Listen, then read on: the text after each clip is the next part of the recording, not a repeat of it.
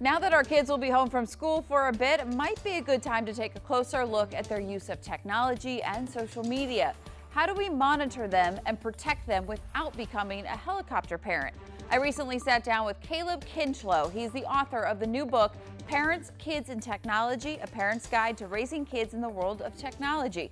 I wanted to know, how far is too far when it comes to protecting our kids? Caleb, so good to be here with you. This is a topic of conversation among many parents. Where do we start as parents when it comes to monitoring our kids' technology without really hovering and being that helicopter parent? Well, absolutely. So first off, the big thing parents need to understand is that when you give your kid unrestricted access to a mobile device, it's the equivalent of taking a sewage line and connecting it to them. And you see, our kids the kids don't really have the maturity to really process and really wade through all the different issues. So in terms of being a helicopter parent, there's actually a few different ways you can do it. One of the ways I actually recommend is actually being involved with your kids and being engaged with what they're doing.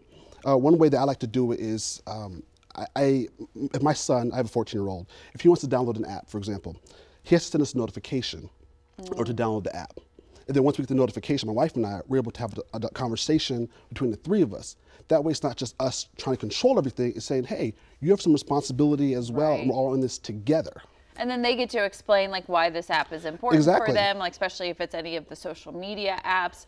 But can you go too far? Like I hear sometimes you should be looking at your kid's phone every night. Is that too much? What do you recommend in terms of not invading their privacy, but being on top of what they're doing? Okay, the first thing is this: what privacy?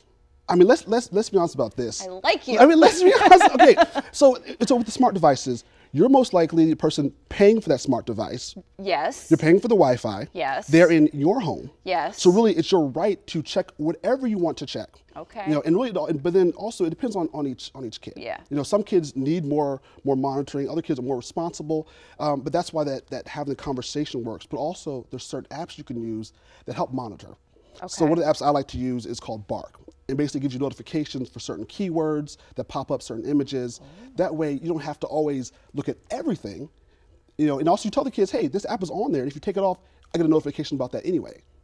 I like that. I've known of the ones that you can track where they are, but I didn't know that because you want, as your kids get older, you want them to trust you, right? You want to keep that trust, and sometimes I feel like looking at the phone is invading that trust, even though you're right, it is what we paid for. It is essentially ours.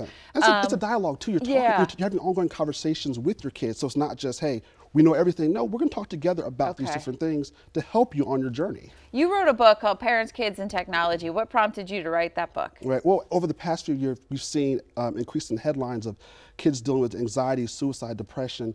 And there's two key factors. The one is that it involves a smart device. And number two is that the parents really just had no idea what was going on.